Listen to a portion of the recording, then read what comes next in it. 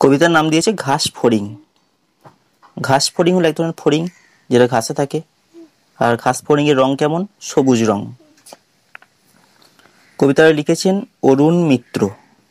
অরুণ মিত্র একজন আধুনিক কবি, বাংলা সাহিত্যের একজন আধুনিক কবি। তিনি এই 20 বছর আগেও তিনি ছিলেন। এখানে দেখো তার জন্মকাল দিয়েছে 1909 সালে আর মৃত্যু 2000 সালে। তার বাড়ি ছিল কোথায়? বাংলাদেশের যশোহর জেলা, এবং পরবর্তীকালে তিনি কলকাতায় ছিলেন। বাংলাদেশ থেকে চলে এসেছেন, দেশভাগ হওয়ার পরে বাংলাদেশ থেকে চলে কলকাতায় চলে এসেছেন। তার কাজকর্ম সব এখানেই ছিল। তার কয়েকটি বই, প্রান্তরেখা, ঘনিষ্ঠতাপ, এগুলো মনে রাখতে হবে, দু একটা মনে রাখতে হবে।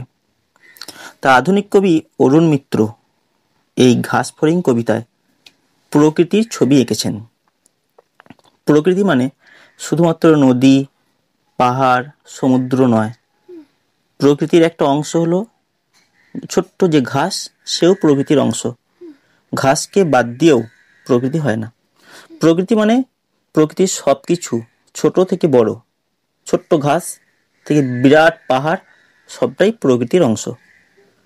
তা কবি প্রকৃতিকে এত বেশি ভালোবাসেন যে ঘাসের ওপরে থাকা একটা ঘাস ফড়িং, তাকে নিয়েও কবিতা লিখেছেন। অর্থাৎ প্রকৃতিকে ভালোবাসেন বলেই ঘাসকেও চোখে পড়েছে, ঘাস ফড়িংটাকেও তিনি দেখতে পেয়েছেন এবং আপন বলে মনে করেছেন। আমরা কেউ প্রকৃতি বিচ্ছিন্ন নই। এমন তো নয় যে আমি প্রকৃতির সন্তান নই। একটা অন্য কোনো প্রাণী, বাঘ, সিংহ, গরু, ছাগল, বাঁদর, এরা সকলেই প্রকৃতিতে জন্মেছে, প্রকৃতির মধ্যেই বড় হবে, প্রকৃতিতে মারা যাবে। আমিও তো তাই। এই প্রকৃতির উপাদান নিয়ে আমার জন্ম, প্রকৃতির উপাদান নিয়ে আমার বেঁচে থাকা, আমার খাবার দাবার সবই প্রকৃতি থেকে আমি জোগাড় করব, এবং মারাও যাব প্রকৃতিতে, মিশেও যাব প্রকৃতিতে।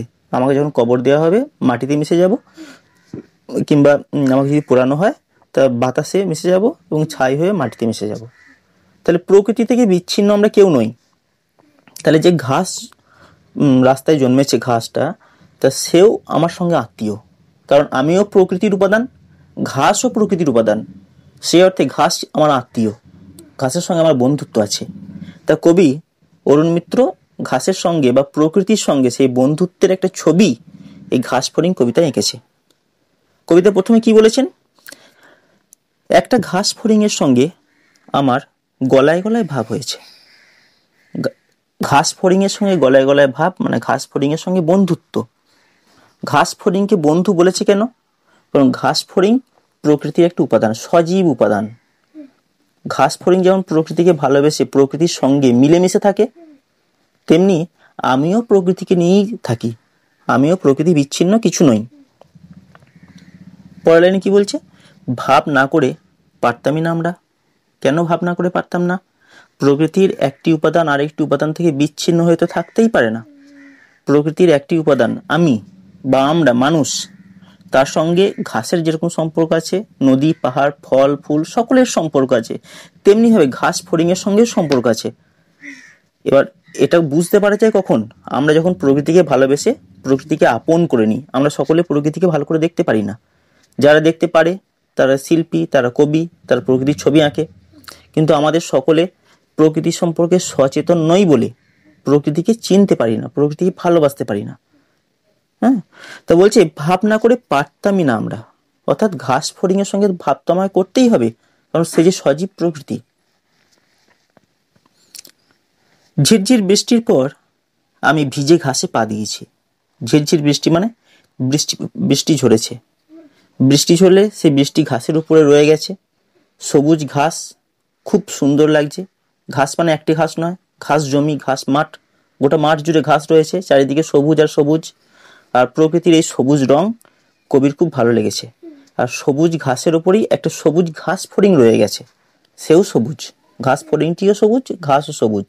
তা ঘাসের সঙ্গে কবির বন্ধুত্ব হয়েছে। ঘাসে পা দিয়েছে কবি, ভিজে ঘাস, বৃষ্টি ভেজা ঘাস পা দিয়েছে। কবির খুব আনন্দ হয়েছে, গোটা শরীর রোমাঞ্চিত হয়ে গেছে।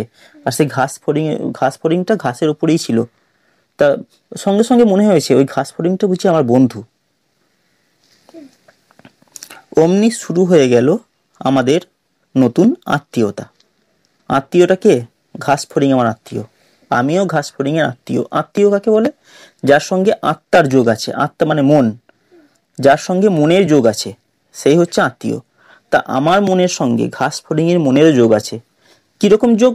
আমি প্রকৃতিকে ভালোবাসি, ঘাস ফড়িংও প্রকৃতিকে ভালোবাসে। আমি ভিজে ঘাসে পা দিয়েছি, অর্থাৎ আমি ভিজে ঘাস, আমার ভালো লাগছে, ঝিরঝির বৃষ্টি পড়েছে, বৃষ্টির পরে এই ঘাসে পা দিতে আমার বেশ আনন্দ লাগছে, মজা লাগছে, অর্থাৎ আমি প্রকৃতিকে ভালোবাসি। ঘাস ফড়িংও তেমনি সেই ভিজে ঘাসের উপরেই রয়েছে এই প্রকৃতিকে ভালোবেসে। প্রকৃতি বিচ্ছিন্ন হয়ে আমি বাঁচবো না, প্রকৃতি থেকে দূর করে দিলে ঘাস ফড়িংও বাঁচবে না। তাই ঘাস ফড়িং এবং আমি দুজনাই আত্মীয়। কোন দিক থেকে আত্মীয়? সবুজ মাথা তুলে কত খেলা দেখালো ঘাস ফড়িং। কবির মনে হয়েছে ঘাস ফড়িং যে লাফঝাঁপ করে বেড়াচ্ছে ঘাসের উপরে, আসলে কবিকে খেলা দেখাচ্ছে। কবি যেরকম ওকে আত্মীয় বলে ভেবেছে, ঘাস ফড়িংও বোধ হয় কবিকে আত্মীয় বলে স্বীকার করে নিয়েছে এবং খেলা দেখাচ্ছে। আসলে ঘাস ফড়িংটা লাফিয়ে বেড়াচ্ছে, ঘাসের ওপর ছুটোছুটি করছে, আনন্দ পেয়েছে, কবিও আনন্দ পেয়েছে, ঘাস ফড়িংয়ের পিছু পিছু ছুটে বেড়াচ্ছে, তাই না? ঘাস ফড়িংকে ফলো করছে। তা কবির মনে হচ্ছে যে ঘাস ফড়িং বুঝি মাথা তুলে খেলা দেখাচ্ছে, কারণ তাদের মধ্যে বন্ধুত্ব হয়েছে। তারপরে কবিকে বাড়ি চলে আসতে হয়েছে, ঘাসের উপর থেকে বা প্রকৃতি থেকে একটা সময় বাড়ি চলে আসতে হয়েছে। তবে কি বলছে? তার কাছ থেকে চলে আসার সময় আমার কি মন খারাপ। কেন মন খারাপ হয়ে গেছে? বন্ধুকে ছেড়ে এসছে, আত্মীয়কে ছেড়ে এসছে, বাড়িতে এসেছে, তখন আর ঘাস ফড়িংকে দেখতে পাচ্ছে না, তাই কবির মন খারাপ। বলে এলাম আমি আবার আসবো। কাকে বলে এলো? ঘাস ফড়িংকে বলে এলো। কারণ কবি আবারও সেই ঘাসের কাছে আসবে, সবুজ প্রকৃতির কাছে আসবে, আর ঘাস ফড়িং তো সেই প্রকৃতিতেই থাকবে, তাই তোমার সাথে আবার দেখা হবে।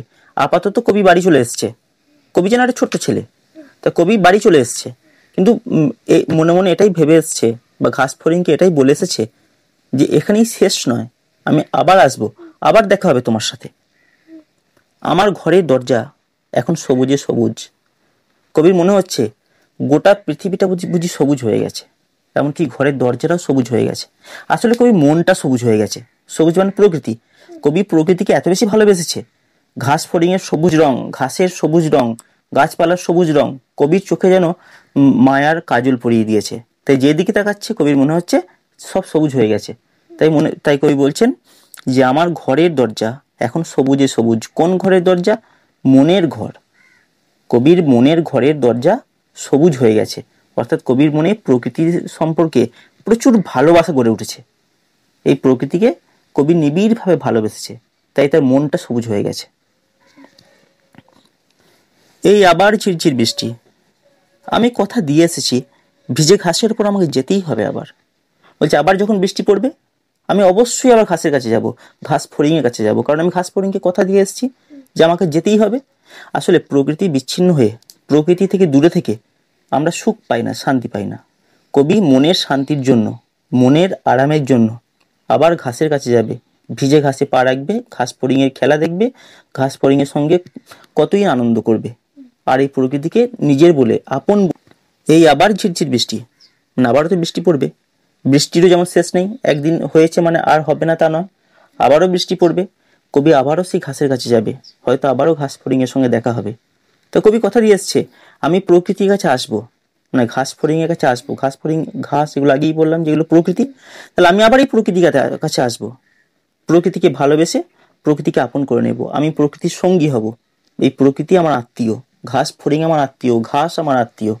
সেই কথা রাখার জন্য আমাকে যেতেই হবে এই সবুজ প্রকৃতির কাছে। তাহলে কবিতার নাম দিয়েছে ঘাস ফড়িং।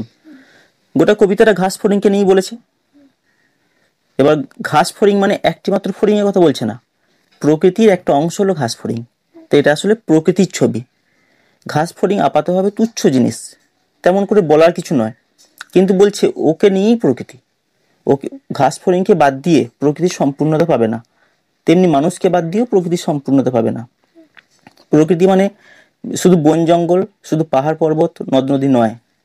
সেই পাহাড় পর্বত নদ নদী বন জঙ্গল ছোট্ট ঘাস চারা গাছ সবকিছুর সঙ্গে যে জীবনগুলো জড়িয়ে আছে, জলে মাছ আছে, আকাশে হয়তো পাখি উঠছে, ঘাসে ঘাস ফড়িং আছে, এই সব কিছু নিয়েই প্রকৃতি পূর্ণতা পায়, তাই না?